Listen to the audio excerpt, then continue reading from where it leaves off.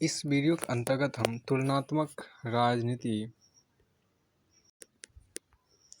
आपको तुलनात्मक राजनीति जो ये बुक है आपको तुलनात्मक राजनीति की रूपरेखा and introduction to comparative politics OPG का हम यहाँ पर आपको अध्याय 1 पढ़ेंगे। अध्याय 1 में आपके यहाँ पर है तुलनात्मक राजनीति विश्लेषण स्वरूप और उपागम। तुलनात्मक राजनीति विश्लेषण स्वरूप और उपागम इसको हम पढ़ेंगे। कंपेरेटिव कंपेरेटिव इसको बोलते हैं अंग्रेजी में comparative political analysis nature and approaches. यहाँ पर देखिए तो आपके यहाँ पर आपको इसका है क्या कि तुलनात्मक राजनीति विश्लेषण का पहला टॉपिक आपको यहाँ पर है तुलनात्मक राजनीति तुलनात्मक राजनीति विश्लेषण का स्वरूप। तुलनात्मक राजनीति विश्लेषण का स्वरूप इसमें पहला आपको है nature of comparative politics analysis. Nature of comparative political analysis आपको देखिए राजनीति यहाँ पर वो कहता है कि राजनीति हमारे सामाजिक जीवन की बुनियादी गतिविधि है। राजनीति हमारे सामाजिक जीवन की बुनियादी गतिविधि है। यह ऐसा क्षेत्र है जहाँ समाज के मूल्यवान संसाधनों वैल्यूएबल रिसोर्सेस वस्तुओं गुड्स सेवाओं सर्विसेज और आपको एक मिनट रुकिए। राजनीति हमारे सामाजिक जीवन की बुनियादी गतिविधि है। यह ऐसा क्षेत्र है जहाँ समाज के मूल्यवान संसाधनों वस्तुओं सेवाओं अवसरों और लाभों वितरण के मांगों परस्पर विरोधी मांगों के समाधान के उपाय ढूंढे जाते हैं। अब आपको देखिए जैसे वस्तुओं का इंग्लिश आपको गुड्स हो गया, संसाधनों का वैल्यू मूल्यवान संसाधनों का अंग्रेजी वैल्यूएबल रिसोर्सेस हो गया, सेवाओं का अंग्रेजी आपको सर्विसेज हो गया, अवसरों का वर्ड अपॉर्चुनिटीज हो गया और आपको लाभों का बेनिफिट्स हो गया। परस्पर विरोधी मांगों का अंग्रेजी बोलेंगे कन्फ्लिक्ट्स बोलेंगे। प्रक्रिया के अंतर्गत समुदाय के सारे सदस्यों के ऊपर सत्ता अंग्रेजी में बोलते हैं ऑथोरिटी। सबके लिए देखिए सबके लिए नियम बनाए जाते हैं और निर्णय किए जाते हैं। सबके अधिकार कर्तव्य और दायित्व निर्धारित किए जाते हैं। अब के नियम मतलब अंग्रेजी में बोलते हैं रूल्स और निर्णय को अंग्रेजी में बोलते हैं डिसीजंस, अधिकार को अंग्रेजी में बोलते हैं राइट्स, कर्तव्य को अंग्रेजी में बोलते हैं ड्यूटीज, दायित्व को अंग्रेजी में बोलते हैं ऑब्लिगेशंस, संस्थाएं को अंग्रेजी में बोलते हैं इंस्टीट्यूशन, कार्यविधि को अंग्रेजी में बोलते हैं प्रोसीड्यूर PROCEDURE प्रोसीड्यूर और मानक को अंग्रेजी में बोलते हैं नॉर्म्स NORMS और आपको प्रथाएं को अंग्रेजी में बोलते हैं प्रैक्टिसेज PRACTICES।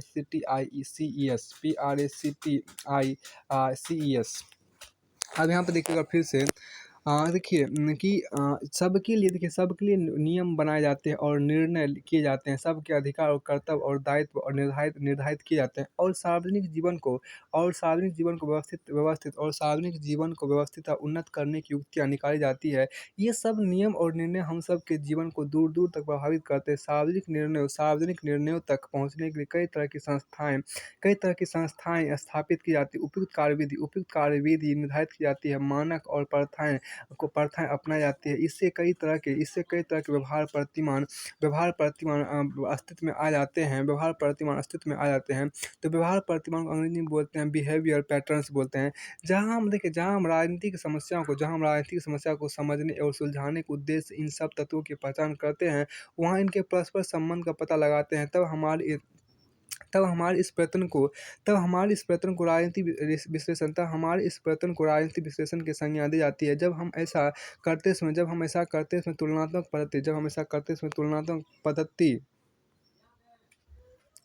तुलनात्मक पद्धति का प्रयोग करते हैं तब हमारा प्रयत्न तुलनात्मक राजनीति विश्लेषण की कोटि में आ जाता है। अब देखिए तुलनात्मक पद्धति क्या है? What is comparative method question mark. अब हम देखिए तुलनात्मक पद्धति अंग्रेजी में बोलते हैं कंपैरेटिव मेथड बोलते हैं। अब यहाँ देखिए तुलनात्मक पद्धति क्या है? What is comparative method. यहाँ पे देखिए जब हम किन्हीं दो या दो से अधिक वस्तुओं या प्रक्रियाओं को तर्कसंगत आधार रैशनल बेसिस पर एक ही श्रेणी में रखते हैं फिर उनके विभिन्न अंशों की समानता और विभिन्नताओं के आधार पर किसी निश्चित नियम या प्रवृत्ति के बारे में प्राकल्पना प्रस्तुत करते तो हमारी कार्यविधि को तुलनात्मक पद्धति की संज्ञा दी जाती है। अब हम देखिए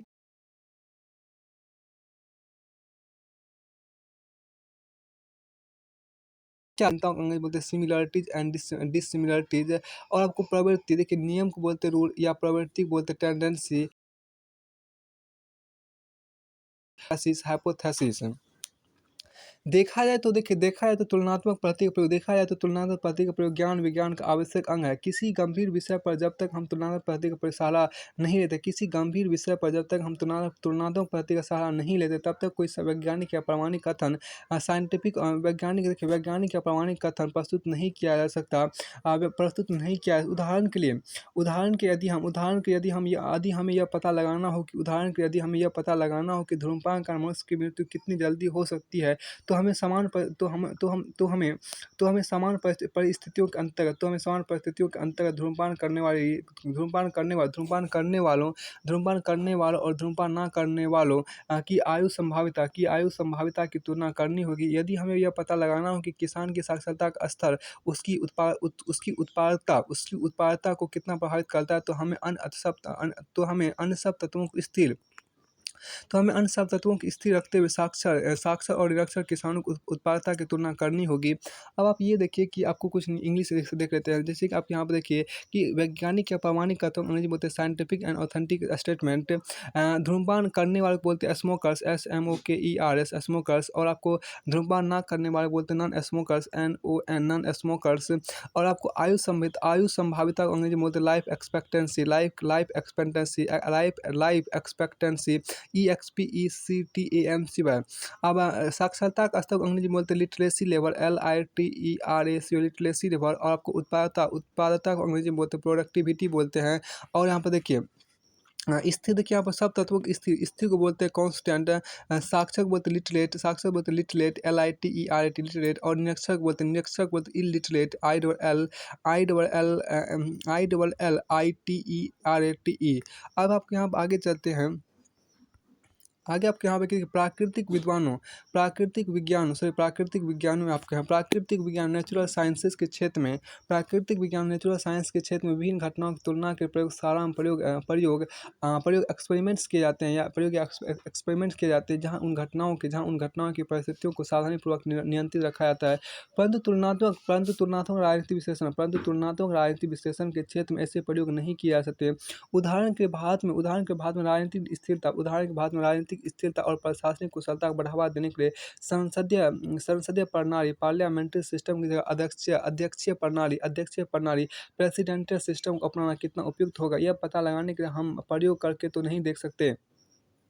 ऐसी हालात में हम यह निरीक्षण करते हैं कि संसदीय प्रणाली और अध्यक्षीय प्रणाली कहाँ परिचित है। इनका कामकाज किन कारण तत्वों फैक्टर से प्रभावित होता है। इन कारण तत्वों में परिवर्तन वेरिएशन होने पर क्या परिणाम निकलता है। भारत में ऐसे कौन कौन से कारण तत्व पाए जाते हैं। इस आधार सामग्री की सहायता से हम यह अनुमान लगाते हैं कि भारत में संसदीय प्रणाली की जगह अध्यक्षीय प्रणाली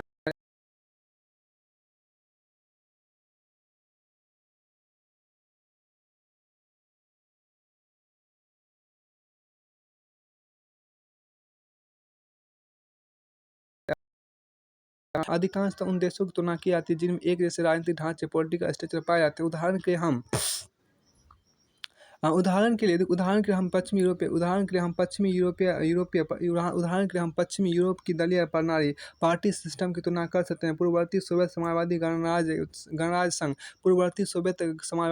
संघ तथा वर्तमान जनवादी चीन के साम्यवादी दलों कम्युनिस्ट पार्टी की तुलना कर सकते हैं। भारत, कनाडा, ऑस्ट्रेलिया और न्यूजीलैंड के प्राइम मिनिस्टर की शक्तियों की तुलना कर सकते हैं। परंतु किसी जटिल प्रणाली की व्याख्या के लिए हम एक दूसरे से भिन्न प्रणालियों का अंतर या उनकी समानता पर विचार कर सकते हैं। उदाहरण के लिए हम संयुक्त राज्य अमेरिका के राष्ट्रपति प्रेसिडेंट की शक्तियों को ब्रिटेन के राजमुकुट क्राउन तथा प्रधानमंत्री की शक्ति से मिला सकते हैं। भारत के सर्वोच्च न्यायालय सुप्रीम कोर्ट की भूमिका को संयुक्त राज्य अमेरिका के सर्वोच्च न्यायालय की भूमिका से मिला सकते हैं या भारत की संघीय व्यवस्था फेडरल सिस्टम तथा संयुक्त राज्य अमेरिका की संघीय व्यवस्था में तुलना एवं अंतर कर सकते हैं। चूंकि तुलनात्मक राजनीति विश्लेषण के अंतर्गत राजनीतिक संरचना, शासन और राजनीति की संरचना, स्ट्रक्चर्स और प्रक्रिया, प्रोसेस की तुलना तुलना की जाती है। इसलिए कुछ लोग इसे तुलनात्मक शासन, कंपैरेटिव गवर्नमेंट कहते हैं, कुछ लोग इसे तुलनात्मक राजनीति, कंपैरेटिव पॉलिटिक्स कहते हैं, और कुछ इसे तुलनात्मक शासन एवं राजनीति, कुछ इसे तुलनात्मक शासन एवं राजनीति कहते हैं। कभी कभी शब्दावली में इस तरह अंतर करते हैं कि तुलनात्मक शासन अंतर्गत तुलनात्मक शासन के विभिन्न अंगों की तुलना करनी चाहिए, और तुलनात्मक राजनीति अंतर्गत राजनीतिक प्रक्रियाओं की तुलना करनी चाहिए। हम यह विचार देखिए, अब यह विचार पुराना पड़ गया है, क्योंकि अब यह माना जाता है कि शासन के अंगों की तुलना करते समय उनसे जुड़ी राजनीतिक प्रक्रियाओं को भी ध्यान में रखना चाहिए। अब देख अतः अब यह अतः देखिए अतः अब राजनीतिक प्रणालियों की तुलना पर बल दिया जाता है। और इस अध्ययन को समान रूप से आपको तुलनात्मक राजनीति की संज्ञा दी जाती है। अध्ययन की यह शाखा बहुत बहुत अब बहुत विकसित हो गई। अध्ययन की यह शाखा अब बहुत विकसित हो गई है। तो संसार भर के विश्वविद्यालयों में अनेक अध्येता तुलनात्मक राजनीति में अनुसंधान करते हैं, और अनेक विद्वान तुलनात्मक राजनीति के विश्लेषक के रूप में अपनी पहचान बनाई है। देखा जाए तो तुलनात्मक राजनीति अनुभव मूलक राजनीतिक सिद्धांत, empirical IMPIRS empirical political theory का अभिन्न अंग बन गया है। देखा जाए तो तुलनात्मक राजनीति अनुभव मूलक राजनीतिक सिद्धांत, इम्पीरिकल पॉलिटिकल थ्योरी का अभिन्न अंग बन गई है। अब आपको यहाँ देखिए तुलनात्मक राजनीति का स्वरूप देखिए, नेचर ऑफ कंपैरेटिव पॉलिटिक्स देखिए। संक्षेप में कहा जाए तो तुलनात्मक राजनीति ऐसा विषय है जिसके अंतर्गत भिन्न प्रकार की राजनीतिक प्रणालियों की संरचना, कार्यविधि, लक्षण और क्षमताओं इत्यादि का विश्लेषण किया जाता है, ताकि राजनीति के समान नियमों का पता लगाया जा सके। प्राचीन काल में प्रसिद्ध यूनानी दार्शनिक अरस्तु ने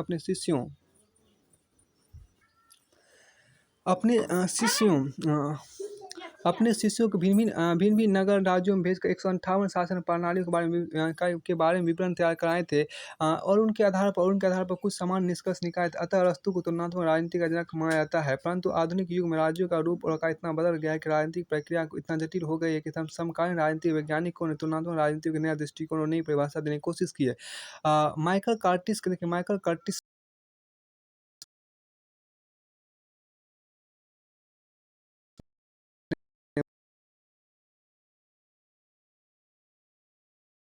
राजनीति विज्ञान का परिचय 1978 के अंतर्गत लिखा है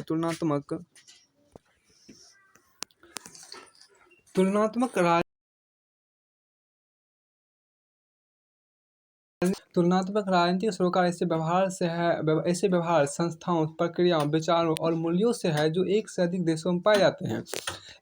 इसके अंतर्गत एक से अधिक राष्ट्र राज्यों के बीच उन अनियमितताओं और प्रतिमान, उन समानताओं और भिन्नताओं का पता लगाते हैं जिनसे राज्यों की मूल प्रकृति, कार्यविधि और मान्यताओं को स्पष्ट करने में सहायता मिल सके। इस अध्ययन के अंतर्गत संपूर्ण राष्ट्र राज्यों या राजनीतिक प्रणालियों की तुलना भी कर सकते हैं, या फिर किन्हीं विशेष प्रक्रियाओं की या संस्थागत गतिविधियों की तुलना कर सकते हैं। एक बार फिर से यहाँ पे देखते हैं, देखिए तुलनात्मक राजनीतिक सरोकार ऐसे व्यवहार, संस्थाओं, प्रक्रिया, विचार और मूल्यों से है जो एक से अधिक देशों में पाए जाते हैं। ये इसके अंतर्गत ये एक से अधिक राष्ट्र राज्यों के बीच उन नियमितताओं और प्रतिमान, उन समानताओं और भिन्नताओं का पता लगाते हैं जिनसे राज्यों की मूल प्रकृति, कार्य, विधि और मान्यताओं को स्पष्ट करने में सहायता मिल सके। इस अध्ययन के अंतर्गत संपूर्ण राष्ट्र राज्यों या राजनीतिक प्रणालियों की तुलना भी कर सकते हैं, या फिर किन्हीं विशेष प्रक्रियाओं या संस्थागत गतिविधियों की तुलना कर सकते हैं। फिर डेविड आपको आगे देखिए, फिर डेविड रॉबर्टसन फिर यहाँ पर देखिए डेविड रॉबर्टसन ने a dictionary of modern politics आधुनिक राजनीति शब्द को 1985 के अंतर्गत तुलनात्मक शासन और तुलनात्मक राजनीति शब्दावली को एक दूसरे की समानार्थक मानते हुए लिखा है। एक अध्ययन के रूप में तुलनात्मक शासन का सार तत्व यह तुलना करना है कि भिन्न समाज विभिन्न समस्याओं का सामना कैसे करते हैं। इनसे जुड़ी राजनीतिक संरचनाओं की भूमिका में इसकी खास दिलचस्पी रहती है। इसका उद्देश्य इस तरह का ज्ञान विकसित करना है कि भिन्न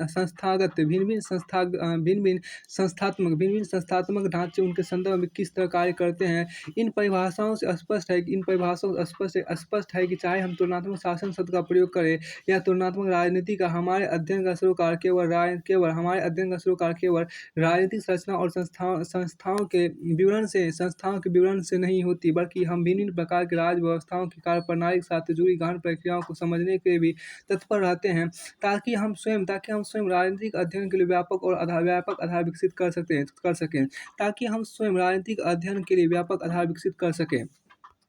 अब यहाँ पे आपको दूसरा आपको है तुलनात्मक राजनीति का। अब यहाँ पे देखिए इसका दूसरा टॉपिक आपको है तुलनात्मक राजनीति विश्लेषण का विकास। तुलनात्मक राजनीति विश्लेषण का विकास देखिए आप, evolution of comparative political analysis देखिए। अब के साथ आपको अरस्तु का योगदान, अरिस्टोटल कंट्रीब्यूशन देखिए, अरिस्टोटल्स कंट्रीब्यूशन यहाँ देखिए। आधुनिक सिद्धांत का तुलनात्मक राजनीति के समान अध्ययन का विस्तार मानते हैं। आधुनिक सिद्धांतकार जो आपको है, आधुनिक सिद्धांतकार तुलनात्मक राजनीति के समान अध्ययन का विस्तार मानते हैं। उनके विचार से तुलनात्मक राजनीति अपने आप में राजनीति विज्ञान की कोई शाखा नहीं है, बल्कि उसकी आधारशिला है। दूसरे शब्दों में तुलनात्मक राजनीति के ज्ञान के बिना स्वयं राजनीतिक अध्ययन अधूरा रहता है।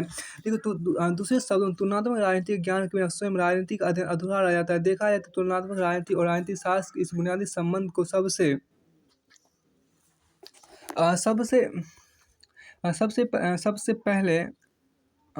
पहले प्राचीन यूनानी दार्शनिक अरस्तु ने स्वीकार किया था।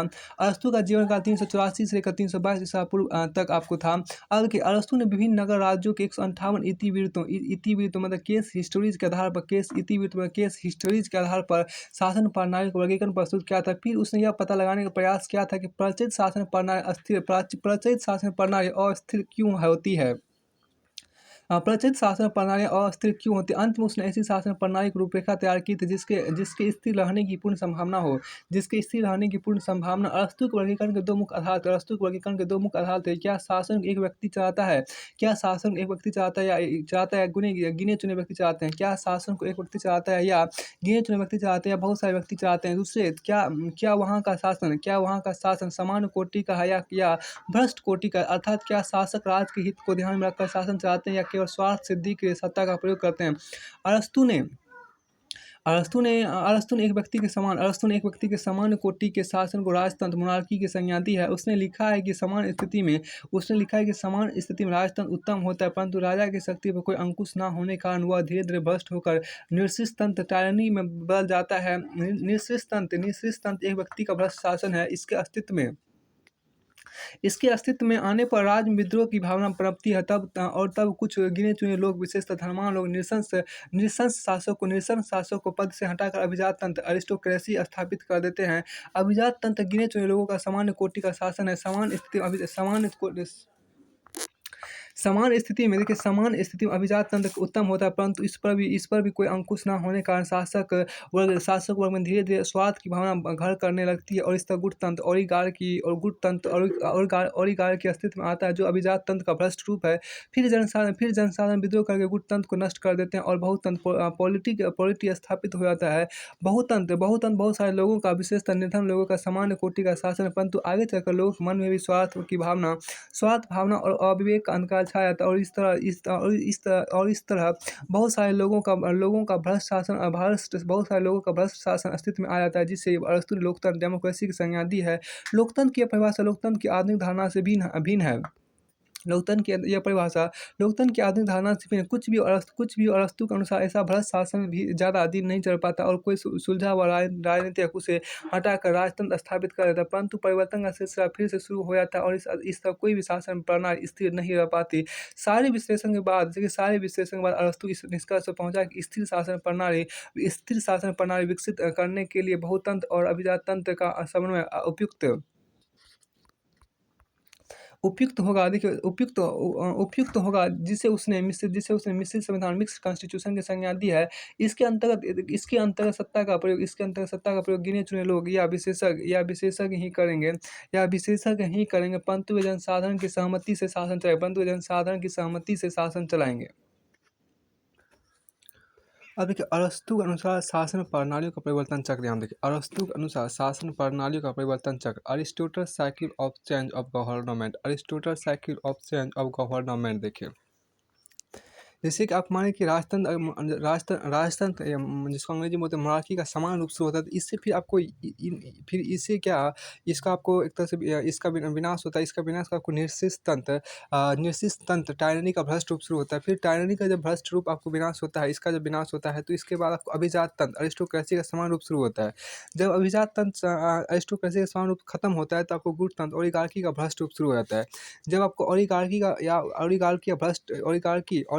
या गुटतंत्र का भ्रष्ट रूप खत्म होता है, विनाश होता है, तब आपको बहुतंत्र पॉलिटी का समान रूप शुरू होता है। उसके बहुतंत्र पॉलिटी का समान रूप जब खत्म होता है, तो आपको लोकतंत्र डेमोक्रेसी का भ्रष्ट रूप शुरू होता है। और जब आपको लोकतंत्र या डेमोक्रेसी का भ्रष्ट रूप आपको खत्म होता है, तो फिर से आपको राजतंत्र तो फिर से आपको क्या राजतंत्र monarchy का समान रूप शुरू हो जाता है। इस तरह से देखिए, ये प्रक्रिया आपको लगातार चलती रहती है। इस तरह से जो प्रक्रिया आपको है, वो लगातार आपको चलती ही रहती है। फिर आपको आगे यहाँ पे देखिए, आगे आपके यहाँ पर क्या है कि अरस्तु ने राजनीति की, देखिए अरस्तु ने राजनीति के तुलनात्मक अध्ययन की जो विधि अपनाई, अरस्तु ने राजनीति के तुलनात्मक अध्ययन की जो विधि अपनाई, उसकी अपनी कुछ सीमाएं थी, इसमें कोई संदेह नहीं कि सबसे पहले उसका उद्देश्य बहुत सीमित था। वह केवल अपेक्षाकृत स्थिर और अस्थिर शासन प्रणाली के बारे में पता लगाना चाहता था। सबसे पहले देखिए सबसे पहले उसका उद्देश्य बहुत सीमित, देखिए सबसे पहले उसका उद्देश्य बहुत सीमित था। वह केवल अपेक्षाकृत स्थिर और अस्थिर शासन प्रणाली के बारे में पता लगाना चाहता था। उसने शासन प्रणालियों के उसने शासन प्रणाली को वर्गीकरण का एक सीधा साधा सूत्र अपनाया, अर्थात वह एक व्यक्ति का शासन, गिने चुने लोगों का शासन या बहुत सारे लोगों का शासन, और क्या वह सामान्य कोटि का शासन है या भ्रष्ट कोटि का। इसी प्रवृत्ति का कारण उसने अपने निष्कर्ष निकालते समय दार्शनिक तत्वों और अनुभव मूलक तत्वों को आपस में मिला दिया। अंततः उसने अपना अध्ययन तत्कालीन नगर राज्यों की इतिवृत्तों तक सीमित रखा। और अन्य शासन प्रणालियों और अन्य शासन प्रणाली विशेषतः सामान्य अन्य शासन प्रणाली विशेषतः और अन्य शासन प्रणालियों अन्य शासन प्रणालियों सॉरी अन्य शासन प्रणाली विशेषतः साम्राज्य एम्पायर के स्वरूप पर कोई ध्यान नहीं दिया। हालांकि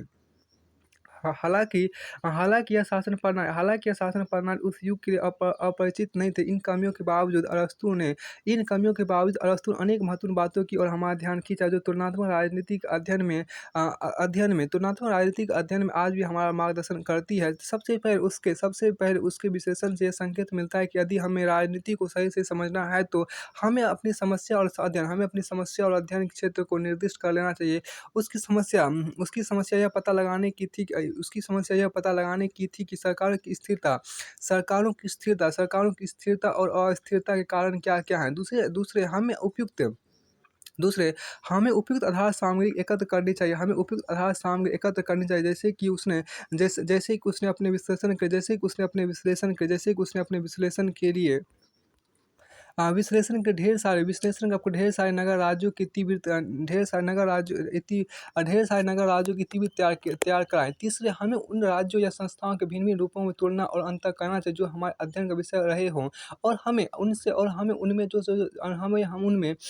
उनमें जो समानता और असमानता दिखाई दी हो, उनके आधार पर एक तर्कसंगत वर्गीकरण प्रस्तुत करना चाहिए। हमें अपने अन्वेषण क्षेत्र के संदर्भ में भिन्न-भिन्न प्रकार की संस्थाओं के बीच सहसंबंध कोरिलेशन को स्थापित करना चाहिए। जैसे कि अरस्तु ने राज्य के भिन्न-भिन्न रूप तथा उनकी स्थिरता और अस्थिरता के बीच सहसंबंध का पता लगाया था। अंततः हमें सारी सामग्री का विश्लेषण अवश्य करना चाहिए। जैसे कि अरस्तु ने अपने विश्लेषण के आधार पर यह पता लगाने की कोशिश की थी कि कौन सी शासन प्रणाली सबसे स्थिर होगी और क्यों। संक्षेप में हम राजनीति के बारे में तब तक कोई युक्त निष्कर्ष नहीं निकाल सकते जब तक हम आवश्यक आधार सामग्री एकत्र न कर ले, और जब तक कि तुलनात्मक विधि से उसका विश्लेषण न कर ले। अब देखिए मैकियावेली का योगदान, मैकियावेलीज कंट्रीब्यूशन। यहाँ देखिए अरस्तु के बाद कई शताब्दियों तक तुलनात्मक राजनीति के क्षेत्र में कोई विशेष प्रगति नहीं हुई है। आधुनिक युग के आरंभ में जब इतालवी राजनीति दार्शनिक निकोलो मैकियावेली ने शासन की कला आर्ट ऑफ गवर्नमेंट पर अपने विचार विचार प्रस्तुत किए तो उसने तुलनात्मक राजनीतिक दृष्टि से भी कुछ महत्वपूर्ण संकेत दिए। अब आप ये देखिए कि निकोलो मैकियावेली का जीवन काल 1469 ईस्वी तक रहा। उसने देखिए आप यहाँ पर देखिए उसने यह संकेत उसने ये उसने ये सुझाव दिया कि किसी देश की उपयुक्त शासन प्रणाली का निर्णय करते समय वहाँ के लोगों के चरित्र कैरेक्टर को ध्यान में रखना चाहिए। डिस्कोर्सेज देखिए यहाँ पर डिस्कोर्सेज ऑन लीवी पर वार्ता है 1513 के अंतर्गत मैकियावेली ने यह मान्यता रखी कि जिस देश के लोग सच चरित्र हो उसके लिए गणतंत्र रिपब्लिक उपयुक्त होगा, क्योंकि वही सर्वोत्तम शासन प्रणाली है। परंतु जिस देश के लोग नितांत स्वार्थी और लालची हो उन्हें वश में रखने के लिए राजतंत्र मोनार्की का सहारा फिर प्रिंस यानी प्रति 1513 के अंतर्गत में क्या उन सब युक्तियों का विवरण दिया जो राजतंत्र के अंतर्गत कुशल शासकों को अपनानी चाहिए। मैकियावेली के इस विश्लेषण को तुलनात्मक राजनीतिक इतिहास में विशेष महत्व दिया जाता है। संक्षेप में मैकियावेली ने तुलनात्मक राजनीतिक क्षेत्र में दो तरह से महत्वपूर्ण योग दिया। पहला, उसने लोगों के चरित्र और उपयुक्त शासन प्रणाली में सहसंबंध कोरिलेशन स्थापित करने का प्रयत्न किया। और उसने राजतंत्र के प्रबंध को अधिक कठिन मानते हुए इसकी समस्याओं पर विस्तृत विचार किया। इन्हें सुलझाने के लिए उसने विभिन्न नीतियों और युक्तियों का लागत लाभ विश्लेषण कॉस्ट बेनिफिट एनालिसिस प्रस्तुत किया। और इटली के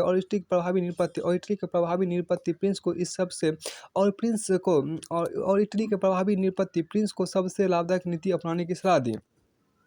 तो दूसरे नंबर ख्वा में यहाँ पर क्या उसका दूसरा जो आपको था वो अपने राजतंत्र के प्रबंध को अधिक कठिन मानते हुए अपनी इसकी समस्या पर विस्तृत विचार किया। इन्हें सुलझाने के उसने विभिन्न नीतियों और युक्तियों का लाभ विश्लेषण कॉस्ट बेनिफिट एनालिसिस प्रस्तुत किया और इटली के भावी निरपत्ति प्रिंस को सबसे लाभदायक नीति अपनाने की सलाह दी।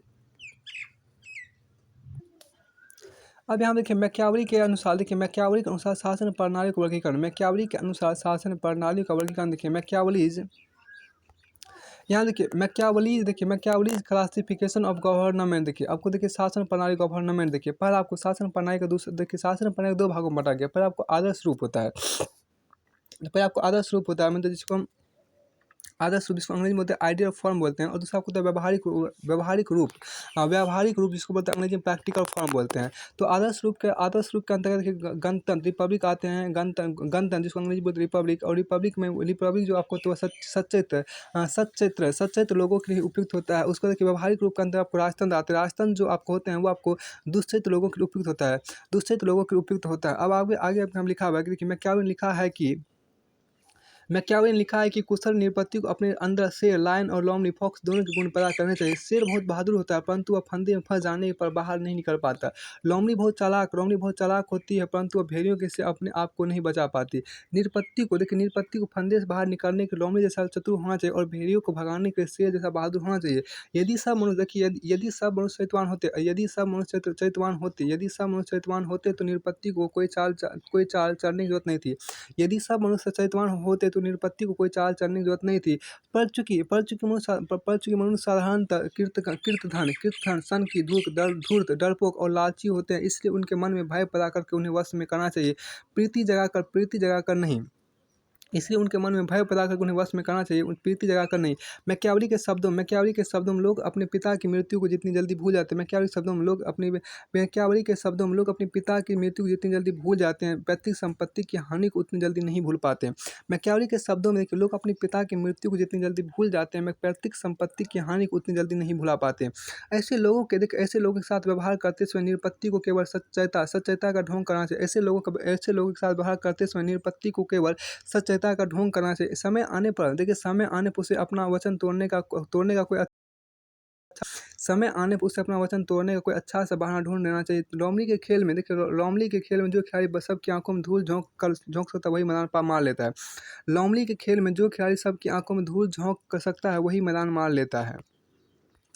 फिर आपको आगे यहाँ पर कहता है क्या कि देखिए मॉन्टेस्क्यू का योगदान। आप देखिए मॉन्टेस्क्यू देखिए आप मॉन्टेस्क्यूज कंट्रीब्यूशन देखिए मैकियावेली के बाद शासन प्रणाली के विश्लेषण के क्षेत्र में सबसे महत्वपूर्ण योगदान 18वीं शताब्दी के फ्रांसीसी दार्शनिक चार्ली द मॉन्टेस्क्यू का है। चार्ली द मॉन्टेस्क्यू का आपको है, ठीक है। चार्ली द मॉन्टेस्क्यू यहाँ पर देखिए चार्ली द मॉन्टेस्क्यू का जीवन काल 1689 से लेकर 1755 ईस्वी तक है।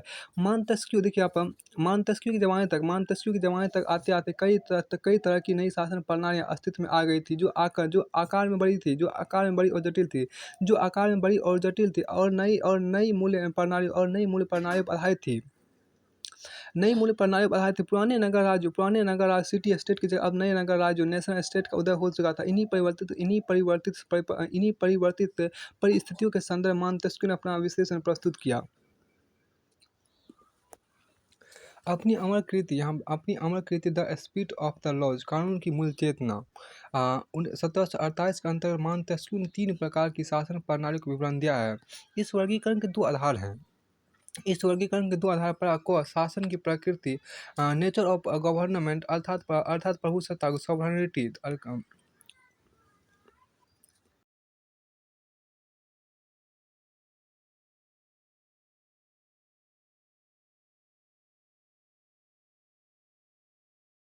गवर्नमेंट, PRINCIPLE सिद्धांत। शासन का सिद्धांत, प्रिंसिपल ऑफ गवर्नमेंट, अर्थात शासन को सुदृढ़तम और सर्वोत्तम बनाने के लिए शासक किस भावना से अनुप्राणित है। किस भावना से अनुप्राणित है। यदि शासन सुचारू रूप से चल रहा है, तो जो विधायक अर्थात शासक प्रचलित शासन सिद्धांत का उल्लंघन करता है, वह क्रांति, रिवॉल्यूशन को बुलावा देता है। और दूसरी ओर यदि शासन अपने मूल सिद्धांत से हट जाने के कारण स्वयं कमजोर हो गया है, तो उसे कोई श्रेष्ठ विधायक ही बचा सकता है और उसे फिर से सुदृढ़ कर सकता है। शासन प्रणालियों के 3 मुख्य रूप ये हैं। पहला गणतंत्र रिपब्लिक, दूसरा राजतंत्र मोनार्की और तीसरा निरंकुश तंत्र जिसको बोलते हैं डेस्पोटिज्म। इनमें पहली दो उत्कृष्ट शासन प्रणालियां हैं, तीसरी निकृष्ट है। गणतंत्र में प्रभुसत्ता पूरे जन समुदाय या किन्हीं परिवारों के हाथों में रहती है। इसका मूल सिद्धांत सद्गुण या सदाचार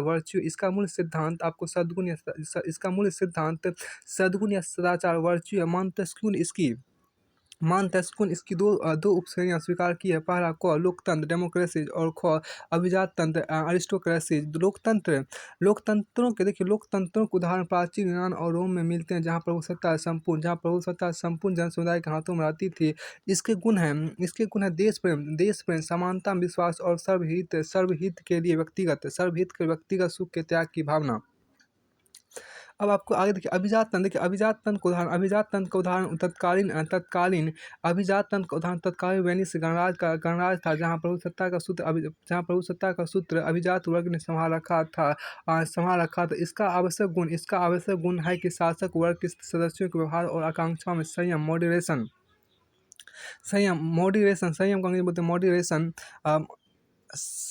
संयम की प्रधानता।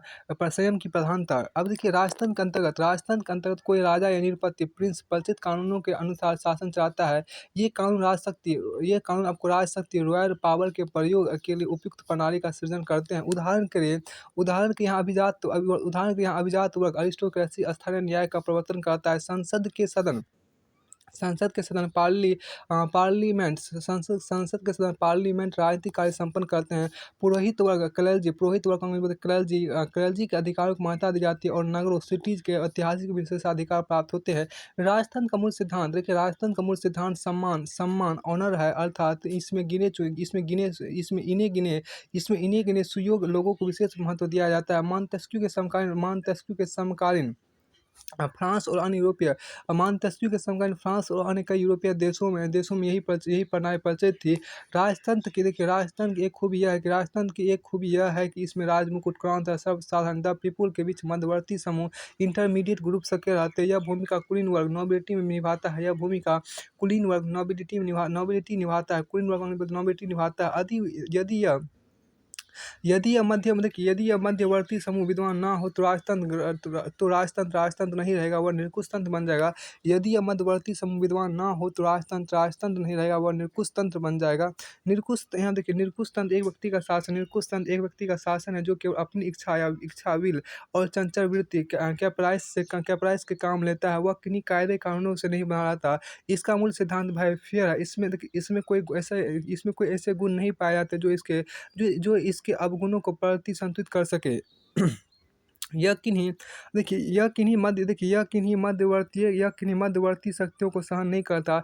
यदि कहीं कोई शक्ति से संयत कर सकती है तो वह धर्म रीजन की शक्ति है। निरकुश तंत्र के अंतर्गत सत्ता के प्रति कोई चुनौती सहन नहीं की जाती, बल्कि चुपचाप उसके आदर्शों का पालन करना अनिवार्य होता है। शिक्षा इस ढंग से दी जाती है जिससे लोग शासक के आज्ञाकारी बन सके।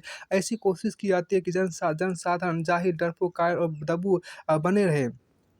लोगों में परस्पर सम्मान की भावना को बढ़ावा नहीं दिया जाता, बल्कि उन्हें तलवार के साए में जीना सिखाया जाता है। मॉन्टेस्क्यू के विचार से निरकुश तंत्र विद्रोह की भावना इसलिए नहीं पनप पाती क्योंकि बड़े-बड़े साम्राज्यों के शासन को प्रभावशाली बनाने का और कोई तरीका नहीं है। निरकुश तंत्र मनुष्य के मनोवेगों ह्यूमन पैशंस के सहारे चलता है, जो कि सर्वत्र पाए जाते हैं। संविधानवाद कॉन्स्टिट्यूशनलिज्म के क्षेत्र में मॉन्टेस्क्यू का योगदान विशेष रूप से महत्वपूर्ण है। उसने लिखा है कि मनुष्य सब जगह मनोवेग और पैशंस के वश में हो जाते हैं, जिससे निरकुश तंत्र की स्थापना की बढ़ जाती है। अतः निरकुश तंत्र के विकल्प स्थापित करना सचमुच कठिन है। स्वतंत्र शासन प्रणाली फ्री गवर्नमेंट स्थापित करने के लिए विलक्षण प्रतिभा और निपुणता अपेक्षित है। इसके लिए जानना जरूरी है कि राजनीतिक शक्तियों पॉलिटिकल पावर को संयुक्त कैसे किया जाए। उन्हें नियमों के अधीन कैसे रखा जाए, उन्हें संयत मॉडरेट कैसे किया जाए और फिर उन्हें एक साथ सक्रिय कैसे किया जाए। मॉन्टेस्क्यू को तत्कालीन इंग्लैंड की शासन प्रणाली में ये सारी विशेषताएं दी गई। अतः उसने इसे एक आदर्श प्रणाली के रूप में प्रस्तुत किया। तो यहाँ पर आपको देखिए मॉन्टेस्क्यू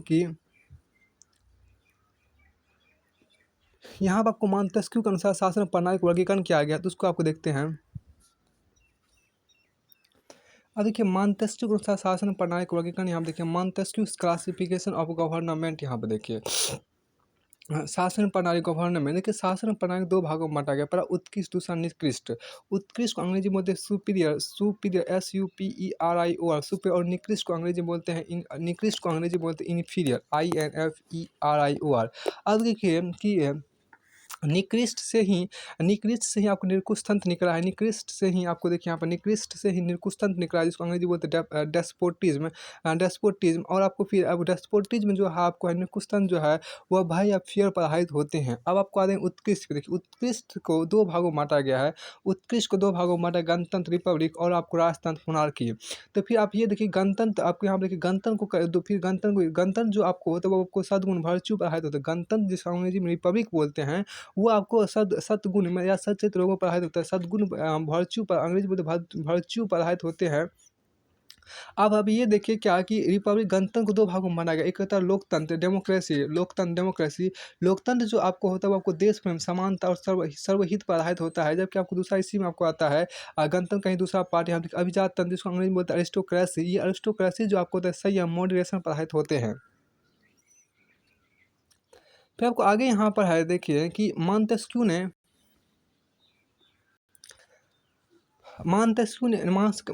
से पहले अंग्रेज दार्शनिक जॉन लॉक ने शासन की कार्यकारी एक्सिक्यूटिव शासन की कार्यकारी विधायी और न्यायिक शक्तियों में अंतर किया था। मॉन्टेस्क्यू से पहले अंग्रेज दार्शनिक जॉन लॉक ने शासन की कार्यकारी विधायी और न्यायिक शक्तियों में अंतर किया था। तो कार्यकारी को अंग्रेजी में बोलते एक्सिक्यूटिव, विधायी को अंग्रेजी में बोलते लेजिस्लेटिव और न्यायिक को अंग्रेजी में बोलते जुडिशियल। अब आप यहाँ पे देखिए मॉन्टेस्क्यू ने इससे आगे बढ़कर इन शक्तियों के पार्थक किया। सेपरेशन ऑफ पावर को रखा। उसने तर्क दिया कि जब विधायी शक्ति लेजिस्लेटिव पावर कार्यकारी शक्ति एक्जीक्यूटिव पावर के साथ मिला दी जाती है, या न्यायिक शक्ति जुडिशियल पावर विधायी शक्ति के साथ मिला दी जाती है, तब स्वतंत्रता लुप्त हो जाती है। अतः उसने यह मांग की कि एक शक्ति को दूसरी शक्ति पर रोक लगानी चाहिए। Power must check power. इस तरह मॉन्टेस्क्यू ने सीमित शासन लिमिटेड गवर्नमेंट के सिद्धांत की नींव रखी। मॉन्टेस्क्यू ने आपको सीमित शासन लिमिटेड गवर्नमेंट के सिद्धांत की नींव रखी। मॉन्टेस्क्यू के आलोचकों ने संकेत किया कि उसने इंग्लैंड के संविधान को समझने में भूल की, क्योंकि उपयुक्त व्यवस्थाएं इंग्लैंड के अलिखित संविधान की संविधान की विशेषताएं थी ही नहीं। परंतु यह बात महत्वपूर्ण है कि 1787 में जब संयुक्त राज्य अमेरिका में पहला लिखित संविधान बनाया गया, तब वहाँ नागरिकों की स्वतंत्रता की सुरक्षा के लिए शक्ति प्रातक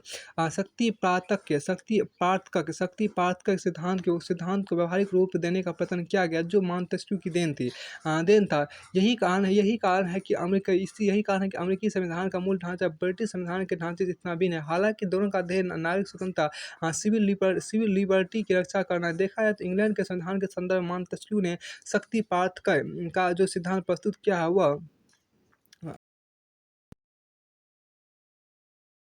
सार्थक था। शासन के ढांचे के विवरण के लिए वह उतना सार्थक नहीं था। इंग्लैंड में राजतंत्र और जनसाधारण के बीच एक प्रभावशाली मध्यवर्ती समूह कुलीन वर्ग नोबिलिटी के रूप में विद्यमान था, जो अपने हितों पर आंच आते देखकर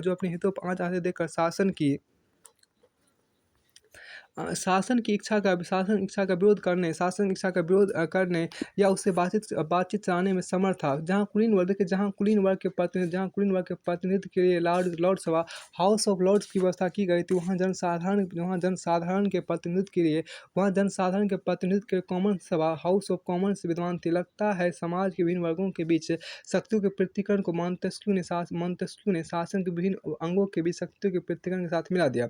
लगता है समाज के विभिन्न वर्गों के बीच शक्तियों के पृथक्करण को मॉन्टेस्क्यू ने शासन के विभिन्न अंगों के बीच से शक्तियों के पृथक्करण के साथ मिला दिया। देखा जाए तो मॉन्टेस्क्यू ने यह पता लगाने की कोशिश की कि किसी समाज में प्रचलित शासन प्रणाली उस समाज के चरित्र के साथ किस तरह जुड़ी रहती है। इस प्रयास से तुलनात्मक राजनीति के आधुनिक दृष्टिकोण का पूर्व संकेत मिलता है। परंतु परवर्ती लेखक मॉन्टेस्क्यू के प्रयास को तर्कसंगत परिणाम लॉजिकल कंक्लूजन तक पहुंचाने में विफल रहे। उन्होंने अपना ध्यान शासन के विभिन्न अंगों की शक्तियों और उनके परस्पर कानूनी संबंधों के विश्लेषण तक सीमित रखा। उन्होंने अपना ध्यान शासन के विभिन्न अंगों की शक्तियों और उनके परस्पर कानूनी संबंधों के विश्लेषण तक सीमित रखा। यह प्रवृत्ति तुलनात्मक राजनीति के कानूनी औपचारिक उपागम लीगल फॉर्मल अप्रोच के रूप में अपने पूर्ण उत्कर्ष पर पहुंची। उदाहरण के जब हम शासन प्रणाली एकात्मक और संघात्मक यूनिटरी एंड फेडरल तथा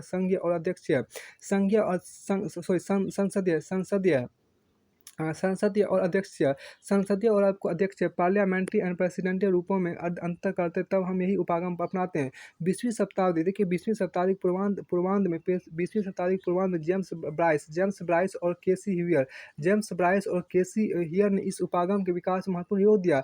आज के युग में तुलनात्मक राजनीतिक अध्ययन के लिए इस उपागम को अपर्याप्त समझा जाता है, परंतु कानूनी संवैधानिक और संस्थागत अध्ययनों में आज भी इसका विस्तृत प्रयोग किया जाता है। अब यहाँ पर देखिए आपको आधुनिक दृष्टिकोण, यहाँ पर देखिए मॉडर्न व्यू पॉइंट, यहाँ पर देखिए आधुनिक दृष्टिकोण मॉडर्न व्यू पॉइंट, यहाँ देखिए तुलनात्मक राजनीतिक अध्ययन के आज के युग में कहीं अधिक परिष्कृत संकल्पनाएं जिसको हम अंग्रेजी में बोलते हैं सोफिस्टिकेटेड कॉन्सेप्ट और विश्लेषण उपकरण टूल्स ऑफ एनालिसिस विकसित कर लिए गए हैं।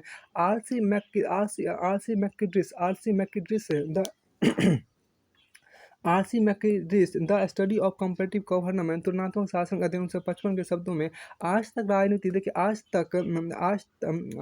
राजनीति संस्थाओं तुलनात्मक अध्ययन नाम मात्र को तुलनात्मक रहा है। अब अब तक इसमें विदेशी शासन प्रणालियों, उनके ढांचों और औपचारिक संगठन का अध्ययन केवल ऐतिहासिक वर्णनात्मक और कानूनी दृष्टि से किया गया है। परंतु तुलनात्मक राजनीतिक अंतर सिद्धांतों, ढांचों और यथार्थ व्यवहार पर भी विचार होना चाहिए। दूसरे शब्दों में देखिए, यहाँ पर तुलनात्मक राजनीति का तुलनात्मक विश्लेषण होना चाहिए, जो राजनीतिक व्याख्या में सहायता दे सके। इसमें राजनीतिक संस्थाओं के ऊपरी ढांचे की तुलना से संतोष नहीं कर लेते, बल्कि उन सब संस्थाओं और प्रक्रियाओं का अनुभव मूलक विश्लेषण करते हैं, जो अपने ढंग से राजनीतिक प्रक्रिया को प्रभावित करते हैं। Sydney Verma the civic culture नागरिक संस्कृति 1963 के अनुसार, यदि आप तुलनात्मक राजनीतिक क्षेत्र में प्रवेश करना चाहते हैं तो मात्र वर्णन से काम नहीं चलेगा, बल्कि समस्याओं के सैद्धांतिक पक्ष का अन्वेषण करना होगा। शासन की औपचारिक संस्थाओं के अध्ययन से काम नहीं चलेगा, बल्कि राजनीतिक प्रक्रिया और राजनीतिक गतिविधियों का निरीक्षण करना होगा। यहाँ पश्चिमी यूरोप के राष्ट्रों पर ध्यान केंद्रित करना पर्याप्त नहीं होगा, बल्कि एशिया, अफ्रीका और लैटिन अमेरिका के नवोदित राष्ट्रों का अध्ययन भी जरूरी होगा। वस्तुतः आज की जटिल समाज व्यवस्थाओं के संदर्भ में राजनीति केवल औपचारिक संस्थाओं और शासन के अंगों की जानकारी के आधार पर नहीं समझा जा सकता।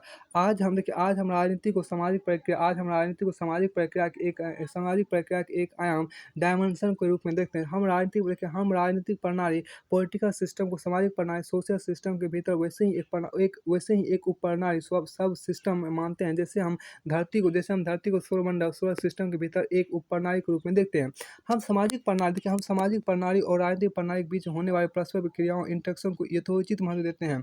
हम सामाजिक प्रणाली और राजनीतिक प्रणाली के बीच होने वाले परस्पर क्रियाओं, इंटरेक्शन को यथोचित महत्व देते हैं, क्योंकि राजनीतिक प्रणाली एक खुली प्रणाली, ओपन सिस्टम है। यह अपने पर्यावरण, एनवायरनमेंट से आगत इनपुट प्राप्त करती है और निर्गत आउटपुट पैदा करती है। आपको निर्गत आउटपुट पैदा करती है, जो पुनर्निवेश प्रणाली, फीडबैक चैनल के माध्यम से पर्यावरण में वापस ले जाते हैं।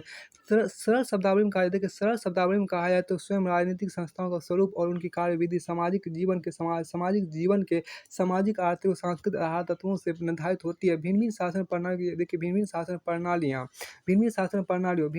प्रणालियों या शासन के अंगों में प्रकट रूप से जो समानता और असमानता दिखाई देती है, यह जरूरी नहीं कि वे उनके वास्तविक चरित्र को व्यक्त करती हो।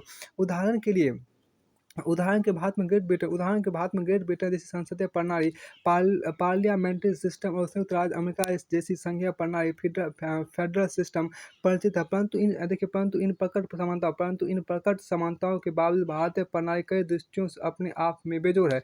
दूसरी ओर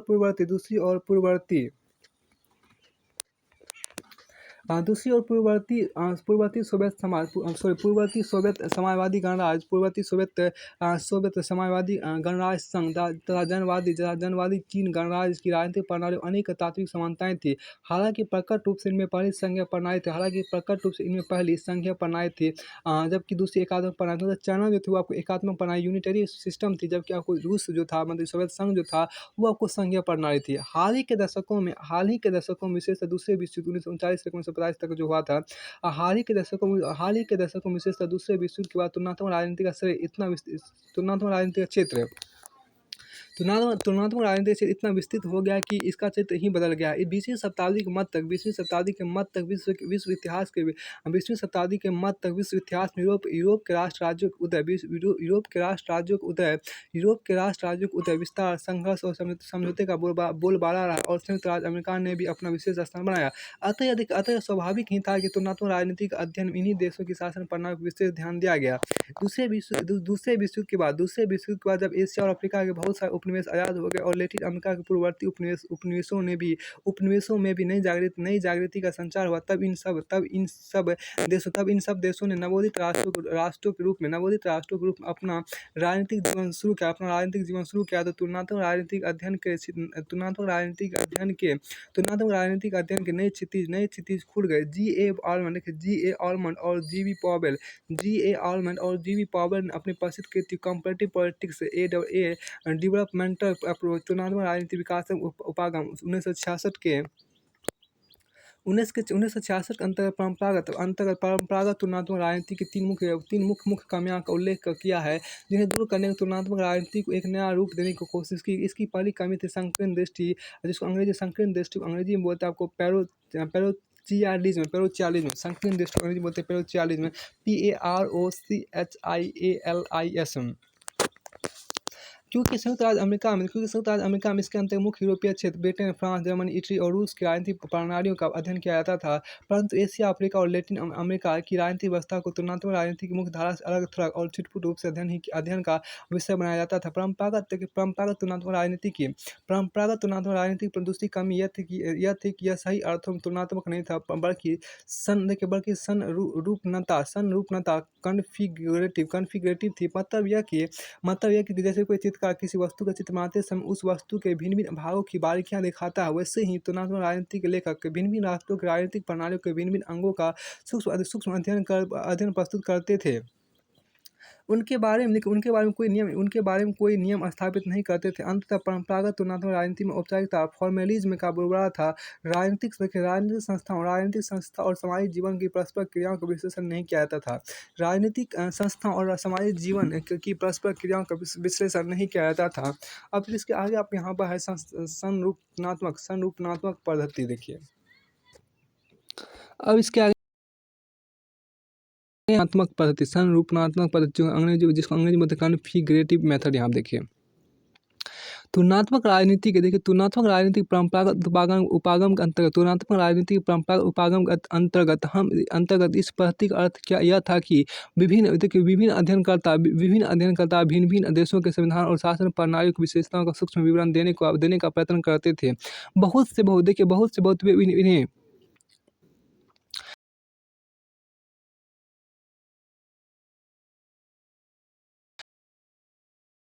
संघात्मक यूनिटरी एंड फेडरल जैसी श्रेणियों में रखकर इनकी तुलना करते थे। उन्होंने कोई ऐसा सामान्य ढांचा जनरल फ्रेमवर्क विकसित नहीं किया जिसके अंतर्गत विश्व की समस्त राजनीतिक प्रणालियों का विश्लेषण किया जा सके। जी.ए. ऑलमंड और जी.बी. पॉवेल ने कंपैरेटिव पॉलिटिक्स ए डेवलपमेंट अप्रोच तुलनात्मक राजनीति विकासात्मक उपागम 1966 के अंतर्गत संरूपणात्मक पद्धति की आलोचना करते हुए यह सुझाव दिया कि हमें केवल तुलनात्मक राजनीति का सामान्य ढांचा विकसित करने पर ध्यान देना चाहिए, परंतु इन्हीं लेखकों और इनके सहयोगियों ने अपनी नवीन कृति comparative politics today a world view, आज की तुलनात्मक राजनीति विश्व दृष्टि 2000 के अंतर्गत तुलनात्मक राजनीति में 2000 ईस्वी के अंतर्गत तुलनात्मक राजनीति के समान ढांचे का विवरण देने के बाद इंग्लैंड, फ्रांस, जर्मनी, जापान, रूस, चीन, मैक्सिको, ब्राजील, मिस्र, भारत, नाइजीरिया और संयुक्त राज्य अमेरिका की राजनीतिक प्रणाली पृथक विस्तृत लेख समृद्ध के। इससे यह संकेत मिलता है कि समकालीन संदर्भ में संरूपणात्मक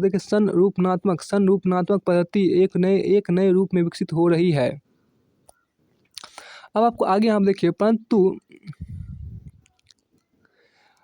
दूसरे विश्व युद्ध के बाद ऐसे तीन मुख्य परिवर्तन सामने आए जिनके कारण तुलनात्मक राजनीतिक अध्ययन क्षेत्र का विस्तार करना आवश्यक हो गया। अब दूसरा विश्व युद्ध आपको हुआ था 1939 से लेकर 1950 ईस्वी तक। अब देखिए पहला परिवर्तन था राष्ट्रों की संख्या में। पहला परिवर्तन यहाँ आपको क्या था? पहला परिवर्तन था राष्ट्रों की संख्या में भारी वृद्धि। देखिए जिसको अंग्रेजी में बोलते हैं नेशनलिस्ट एक्सप्लोरेशन। देखिए नेशनलिस्ट एक्सप्लोरेशन अर्थात उस समय मध्य पूर्व एशिया और अफ्रीका में अचानक बहुत सारे नए राज्यों का उदय हुआ, जिनमें देखिए संस्कृति, सामाजिक संस्थाओं और राजनीतिक लक्षणों की भारी विविधता देखने को मिली। अब आपको आगे यहाँ पर देखिए दूसरा परिवर्तन था शक्ति का फैलाव। दूसरा परिवर्तन आपको यहाँ पर था, दूसरा परिवर्तन था आपको शक्ति का फैलाव, जिसको बोलते हैं अंग्रेजी में बोलते हैं डिफ्यूजन ऑफ पावर। अर्थात अंतर्राष्ट्रीय क्षेत्र में अटलांटिक समुदाय के प्रभुत्व की जगह अब शक्ति और प्रभाव का दायरा औपनिवेशिक और अर्ध औपनिवेशिक इलाकों farmer colonial and semi colonial territory तक फैल गया। तीसरा परिवर्तन था साम्यवाद कम्युनिज्म का उदय, जिसने राष्ट्रीय और अंतर्राष्ट्रीय राजनीति को नए रूप में ढालने के प्रयास में प्रतिस्पर्धी भूमिका संभाल ली और लोकतंत्र के भविष्य को चुनौती दी। ऐसी स्थिति का सामना होने पर पश्चिमी राजनीति वैज्ञानिकों ने विशेषतः अमेरिकी राजनीति वैज्ञानिकों ने अपने अध्ययन विषय को नया रूप देना आवश्यक समझा। आलमंड और पावर ने दूसरे विश्व युद्ध के बाद तुलनात्मक राजनीति के अध्ययन में 4 नए तत्वों के आवागमन का संकेत दिया है। दूसरे शब्दों में तुलनात्मक राजनीतिक अध्ययन करने वालों ने अपने विषय को नया रूप देने के लिए 4 नए लक्ष्य सामने रखे। पहला लक्ष्य था आपको अधिक विस्तृत विचार क्षेत्र की खोज। Search for more comprehensive scope, ताकि इसमें पश्चिमी और गैर पश्चिमी दोनों देशों को एक साथ मिलाकर उनका अध्ययन किया जा सके। दूसरा लक्ष्य था आपको यथार्थवाद की खोज, मतलब सर्च फॉर रियलिज्म, ताकि तुलनात्मक राजनीतिक कानून, लॉ, विचारधारा, आइडियोलॉजी और सरकारी संस्थाओं के अध्ययन से आगे ले जाकर राजनीति और नीति निर्माण के साथ जुड़ी संरचना और प्रक्रियाओं की छानबीन की जा सके। तीसरा लक्ष्य था सुनिश्चितता की खोज, सर्च फॉर प्रीसीजन। उदाहरण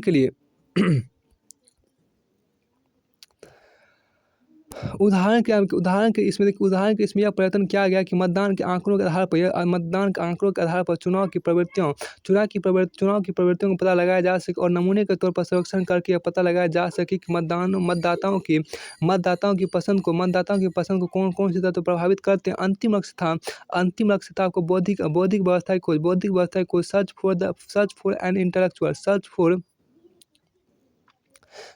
एन इंटेलेक्चुअल ऑर्डर। इसका मतलब था कि नए सिद्धांतों और नई संकल्पनाओं को व्यक्त करने की नई शब्दावली का आविष्कार। यह अनुभव किया गया कि राज्य संविधान प्रतिनिधित्व अधिकार और कर्तव्य से पुरानी संकल्पना राजनीतिक दलों, दबाव गुटों, जनसंपर्क के साथ इत्यादि गतिविधियों को सार्थक अभिव्यक्ति देने के लिए पर्याप्त नहीं। अतः इन्हें व्यक्त करने के लिए राजनीतिक संस्कृति, पॉलिटिकल कल्चर, राजनीतिक भूमिका, पॉलिटिकल रोल और राजनीतिक सामाजिकरण, पॉलिटिकल सोशलाइजेशन जैसी शब्दावली को चरण को बढ़ावा दिया गया। आपको फिर देखिए आर्मंड और पावर के अनुसार तुलनात्मक राजनीति के परंपरागत दृष्टिकोण, ट्रेडिशनल व्यू से आधुनिक दृष्टिकोण, मॉडर्न व्यू की ओर परिवर्तन। आपको परंपरागत दृष्टिकोण की कमियां, shortcomings of the traditional view, देखिए संकीर्ण दृष्टि पर, जिसको अंग्रेजी में बोलते हैं पैरोचियलिज्म बोलते हैं। दूसरा आपको देखिए संरूपनात्मक पद्धति, जिसको अंग्रेजी में कॉन्फिगरेटिव मेथड बोलते हैं। तीसरा आपको औपचारिकता, जिसको बोलते हैं फॉर्मलिज्म बोलते हैं। दूसरे विश्व युद्ध के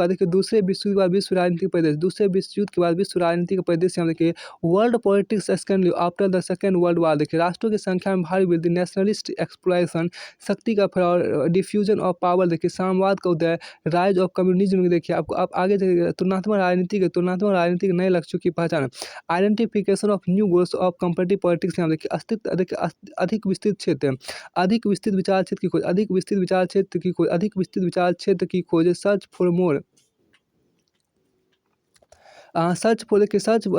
मोर कम्प्रिहेंसिव स्कोप, यथार्थवाद की खोज, सर्च फॉर रियलिज्म, सुनिश्चितता की खोज, सर्च फॉर प्रीसिजम,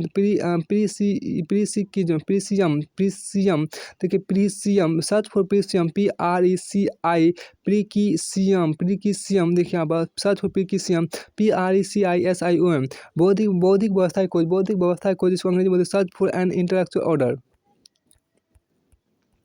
अब आपको आगे यहाँ पर कहा गया, देखिए तीसरा पॉइंट आपके यहाँ पर कहा क्या है कि तुलनात्मक राजनीति विश्लेषण विविध उपागम, तुलनात्मक राजनीति विश्लेषण विविध उपागम। देखिए approaches to comparative political analysis, देखिए सामाजिक विज्ञानों के क्षेत्र में पद्धति, मेथड और उपागम, अप्रोच शब्दावली का प्रयोग कुछ शिथिल ढंग से होता रहा है। कभी कभी इन शब्दों का प्रयोग एक दूसरे के बदले में कर लिया जाता है, परंतु वैज्ञानिक अध्ययन में परिभाषिक परंतु वैज्ञानिक अध्ययन में परिभाषिक शब्दावली का सही से प्रयोग जरूरी है। अतः इन दोनों शब्दों में अंतर करना उपयुक्त होगा। पद्धति क्या पद्धति या विधि एक सामान्य शब्द है जो किसी कार्य को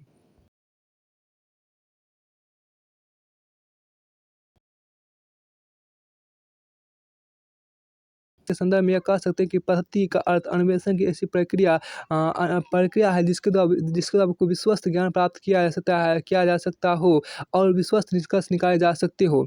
आज के अन्वेषण की प्रक्रिया को हम बोलते हैं अंग्रेजी में क्या, प्रोसीड्यूर ऑफ इंक्वायरी। इसके उदाहरण आपको वैज्ञानिक पद्धति साइंटिफिक मेथड, आगमन पद्धति इंडक्टिव मेथड INDUCTIV, निगमन पद्धति deductive method DEDUCTIV, deductive method, तुलनात्मक पद्धति जिसको अंग्रेजी में बोलते हैं आपको कंपैरेटिव मेथड बोलते हैं इत्यादि। अब आगे हम देखिए दूसरी ओर उपागम के अंतर्गत किसी घटना की विस्तृत जानकारी के न केवल उपयुक्त पद्धति का चयन किया जाता है बल्कि अध्ययन की केंद्रीय समस्या फोकस ऑफ स्टडी का निर्णय भी किया जाता है। अर्थात इसमें केवल यह नहीं देखा जाता कि हमें कैसे अन्वेषण करना है, हाउ टू एनक्वायर, बल्कि यह भी सोच लिया जाता है कि किस विषय का अन्वेषण करना है, व्हाट टू एनक्वायर। अब यहाँ देखिए उपागम और पद्धति में अंतर, distinction between approaches and method. यहाँ देखिए उपागम जिसको अंग्रेजी में बोलते हैं अप्रोच, देखिए उपागम अप्रोच, देखिए अध्ययन का केंद्रीय विषय, देखिए उपागम अप्रोच अध्ययन का केंद्रीय विषय फोकस ऑफ स्टडी क्या हो और उसका अन्वेषण इंक्वायरी कैसे किया और उसका अन्वेषण इंक्वायरी कैसे किया जाए। दूसरा पद्धति जिसको अंग्रेजी में बोलते हैं आपको मेथड, देखिए पद्धति या मेथड, देखिए प्रस्तुत विषय का अन्वेषण इंक्वायरी कैसे किया जाए, प्रस्तुत विषय का अन्वेषण इंक्वायरी कैसे किया जाए। फिर आपको आगे हम देखिए क्या साधारणतः उपागम का चयन करने के बाद उपयुक्त पद्धति का चयन किया जाता है, परंतु कभी कभी पद्धति का चयन करने के बाद उपयुक्त उपागम का निर्णय किया जा सकता है। जैसे कि राजनीति शास्त्र के अंतर्गत वैज्ञानिक पद्धति अपनाने के ध्येय से व्यवहारवादी उपागम बिहेवियर अप्रोच का चयन किया गया हो। वर्णन वान डाइक ने पॉलिटिकल साइंस ए फिलोसॉफिकल एनालिसिस राजनीति विज्ञान का दार्शनिक विश्लेषण 1960 के अंतर्गत लिखा है कि उपागम का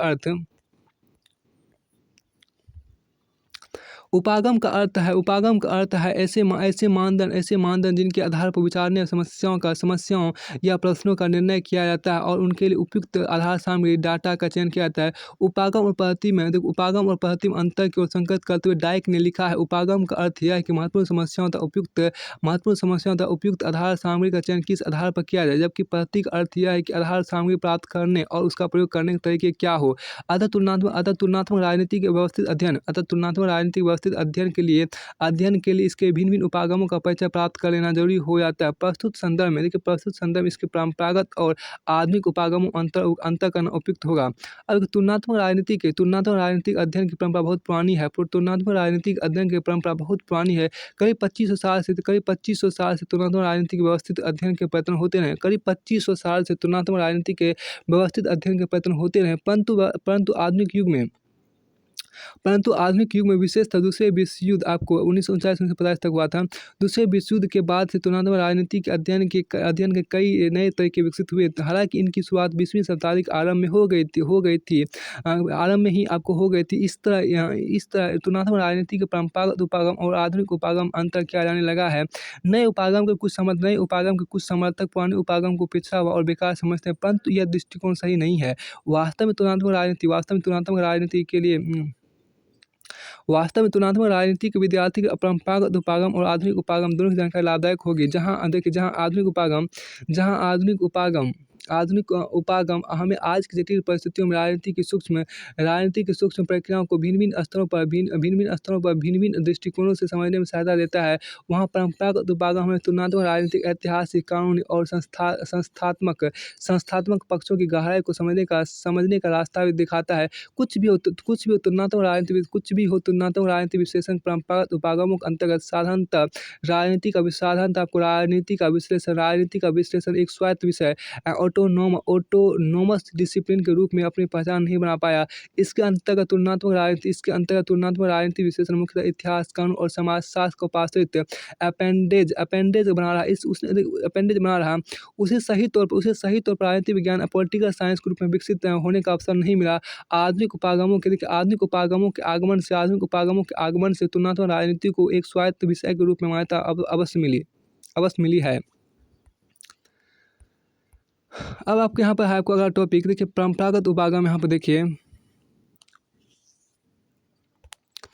तो आपको परंपरागत उपागम, आपको चौथा टॉपिक आपके यहाँ पर परंपरागत उपागम, जिसको अंग्रेजी बोलते हैं ट्रेडिशनल अप्रोचेज। यहाँ देखिए तुलनात्मक राजनीति विश्लेषण के परंपरागत उपागम, ऐतिहासिक उपागम, कानूनी औपचारिक उपागम और संस्थात्मक उपागम विशेष रूप से महत्वपूर्ण है। ये तीनों एक दूसरे के साथ निकट से जुड़े हैं, अतः इन तीनों पर एक साथ विचार करना उपयुक्त होगा। इसके आगे हम अगले वीडियो में देखेंगे।